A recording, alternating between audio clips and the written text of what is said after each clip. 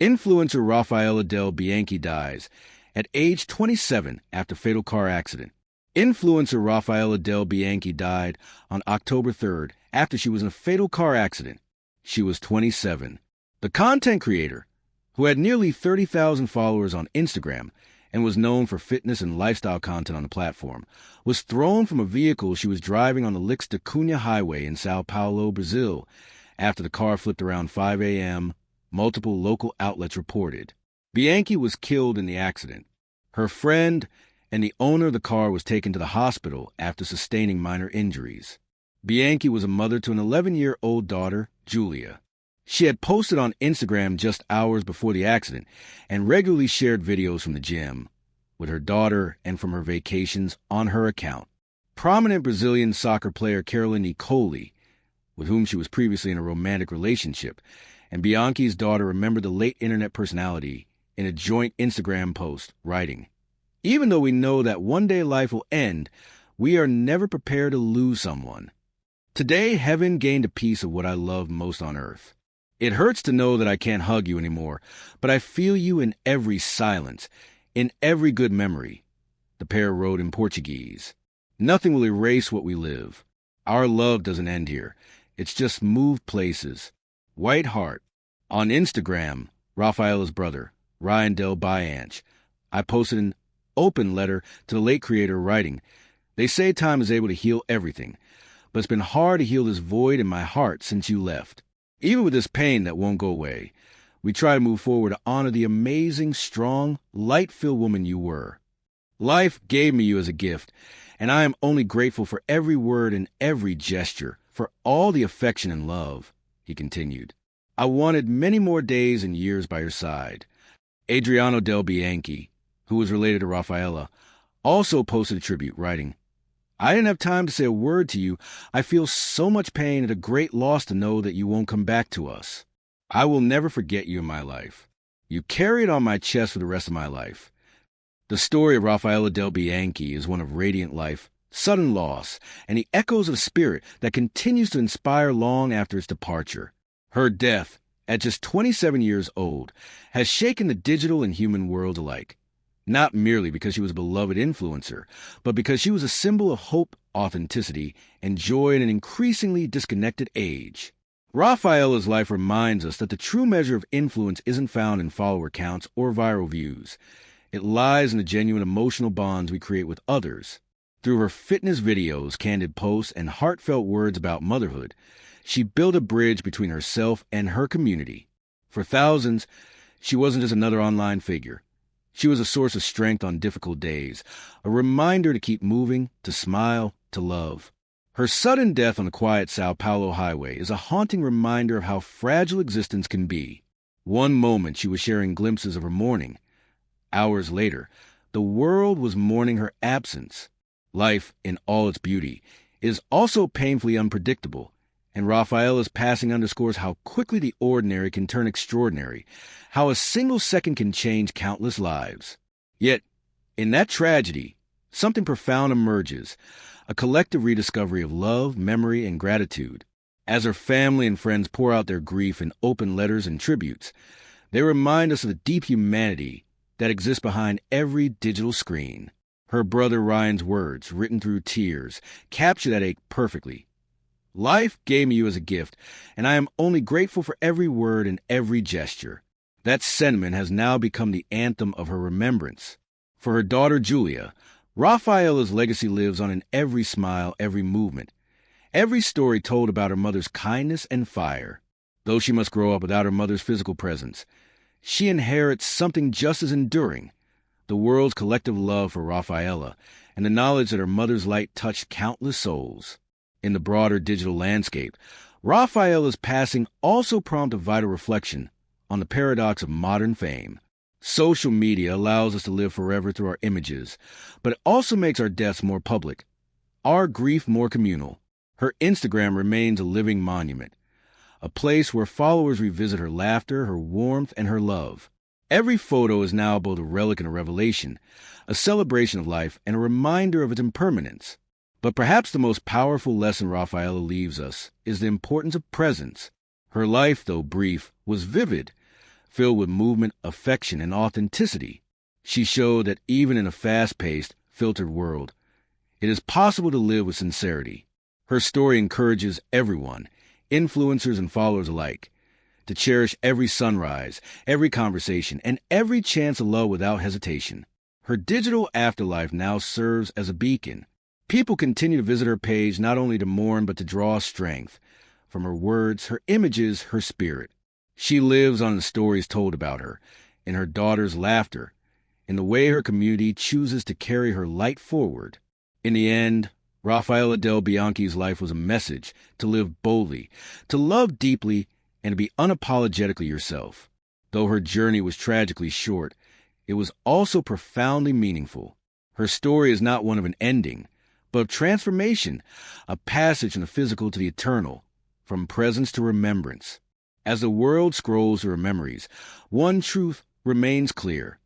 Some lights are too bright to ever truly go out. Raffaella's may have dimmed on earth, but in the hearts of those who loved her and the countless lives she touched, it continues to shine, a reminder that even in death, love and inspiration endure. And empathy is desperately needed in this story, because at its heart, this isn't just about royalty. It's about humanity. It's about the tension between privilege and peril, between independence and protection, between the right to live freely and the need to live safely.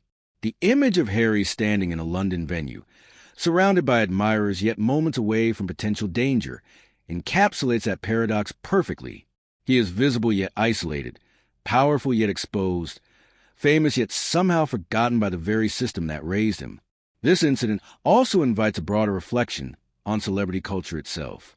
We often speak of fame as a dream, an ascent into recognition and influence. But for many, especially those born into it, fame is a form of captivity. It erases the boundary between public and private life, transforming existence into performance. The stalker who approached Harry did not see a man. She saw a symbol. She saw the myth of Prince Harry, the global figure shaped by media narratives, royal dramas, and emotional confessions. In that delusion lies the danger. When admiration loses proportion, it becomes fixation, and fixation can so easily become threat.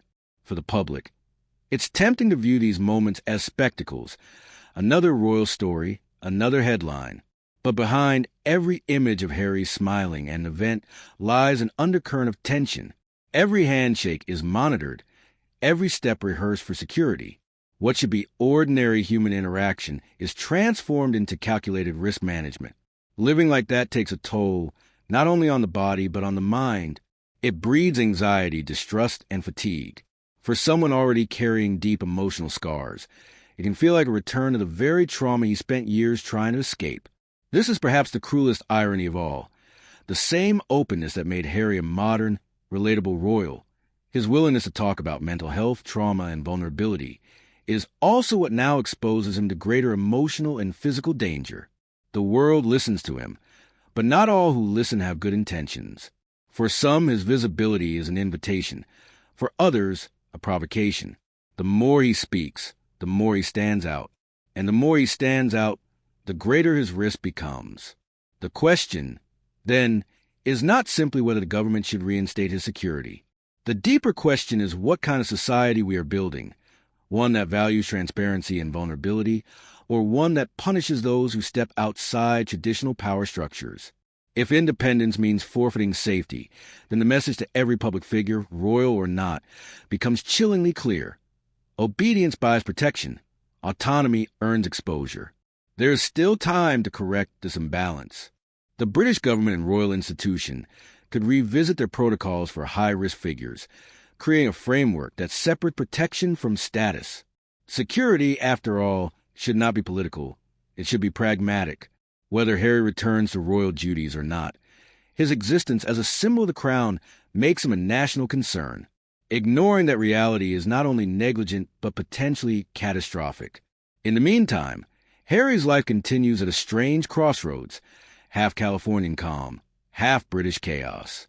In Montecito, he and Meghan have built a world defined by privacy and purpose, philanthropy, production work, family time.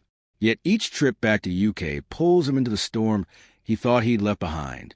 Each encounter like this one reaffirms that while one can leave the palace, one cannot escape the weight of being royal. It follows him across oceans, through courtrooms, and into secure zones that aren't always so secure. What remains remarkable, however, is Harry's resilience. Despite everything, media hostility, family tension, legal setbacks, he continues to show up. He continues to attend charity events, to speak at forums, to engage with causes close to his heart. That courage, often overlooked, defines him far more than his controversies. To face a world that has both adored and attacked him and still choose to serve it is not weakness. It is strength of an extraordinary kind. In that sense, the near encounter with Stalker becomes more than a story about threat. It becomes a metaphor for Harry's entire journey. Every time danger closes in, he confronts it, not with fury, but with perseverance. Every time the system fails him, he finds another way to stand up. That spirit, forged in war and loss, is what keeps him moving forward, even when safety feels uncertain. As the dust settles from this incident, one truth remains inescapable. The line between freedom and danger has never been thinner for Prince Harry. The man who once walked behind his mother's coffin, a symbol of grief for an entire nation, now walks a new and equally lonely path, one defined by courage, estrangement, and the relentless pursuit of security in a world that refuses to let him simply live. Perhaps that is the fate of every modern royal, to exist between visibility and vulnerability, carrying both privilege and peril in equal measure. But for Harry, the stakes feel more personal, more visceral. His life story has always been about breaking cycles of silence, of repression, of fear. And even now, as threats loom and institutions falter, he continues that mission. He may never again wear the uniform of a working royal or command a convoy of armed officers, but he still embodies something profoundly human. The struggle to protect one's family, one's dignity, and one's peace in a world that too often confuses celebrity with invincibility. His story is not one of rebellion, it is one of survival. And perhaps that is the lesson at the heart of this entire episode. Security is not just about guards and gates. It's about the recognition of humanity behind the headlines. Until institutions, governments, and societies learn to see that the dangers faced by people like Prince Harry will remain not only possible, but inevitable. For now, the Duke of Sussex walks forward, a man between two worlds, forever watched, forever wary, yet still unbroken.